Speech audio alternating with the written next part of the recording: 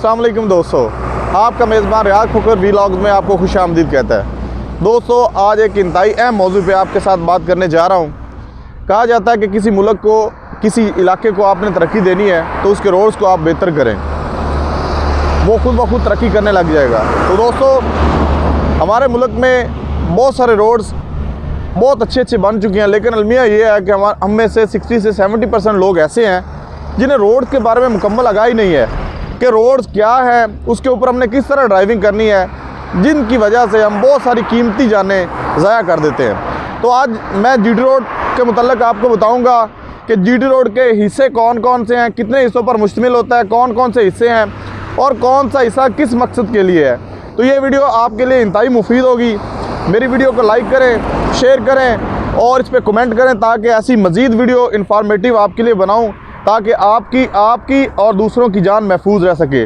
तो आए दोस्तों, मैं आपको बताता हूँ जीटी रोड के कितने हिस्से हैं और इनके क्या क्या फंक्शन है, आपके लिए किस जगह पे आप महफूज ड्राइव कर सकते हैं पास।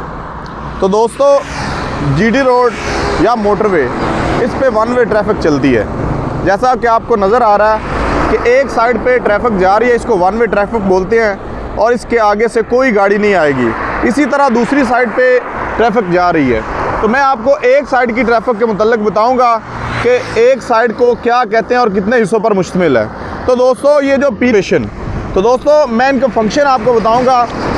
हम में से बहुत सारे लोग ऐसे हैं कि उनको हार्ड शोल्डर का नहीं पता होता, हार्ड शोल्डर किस लिए है।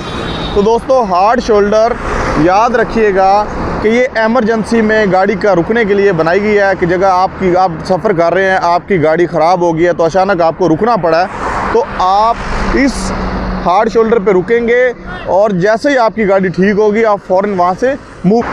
तो दोस्तों, अब आपको बताते हैं फर्स्ट लेन का फंक्शन। जीटी रोड पे सफ़र करने के लिए मखसूस की गई है फर्स्ट लेन, कि आप हमेशा फर्स्ट लेन में रहेंगे।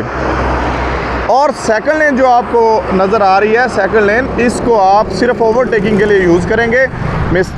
मतलब ये कि जैसे कि वो बस और वैन आ रहे हैं तो बस उसको क्रॉस कर रही है सेकंड लेन में, वो इशारा लगाकर सेकंड लेन में गई है और उसको क्रॉस करके वो वापस अपनी लेन में आएगी।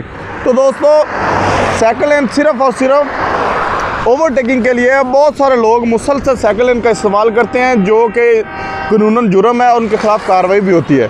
तो जब आप सेकंड लेन यूज़ करेंगे मुसलसल, तो जो ओवरटेक करने वाला है वो बिलाशुबा फर्स्ट लेन से आपको रॉन्ग साइड ओवरटेकिंग करेगा, जो आपके लिए इंतहाई ख़तरनाक हो सकती है। ये आपको 4 हिस्से बताए हैं: हार्ड शोल्डर, फर्स्ट लेन, सेकंड लेन और ये जो हार्ड शोल्डर है। अब आप बताएंगे ये किस लिए है, तो इस हवाले से मैं आपको गाइड करूं कि ये जो हार्ड शोल्डर है, ये आपको जब आप ओवरटेक करते हैं तो आपको इंडिकेट करता है कि आप इस लेन से इधर नहीं आएंगे, क्योंकि इधर ये सेंट्रल रिजर्वेशन है, कहीं आपकी गाड़ी इधर हिट ना हो जाए।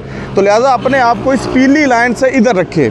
तो दोनों पीली लाइन के दरमियान वाला हिस्सा, इसको कैरेज वे बोलते हैं और कैरेज वे 2 लेनों पर मुश्तमिल होता है। 2 लेनें, ये जो वाइट लाइन आपको नज़र आ रही है, इसके ज़रिए आप ये डिवाइड करती है कैरेज वे को 2 लेनों में।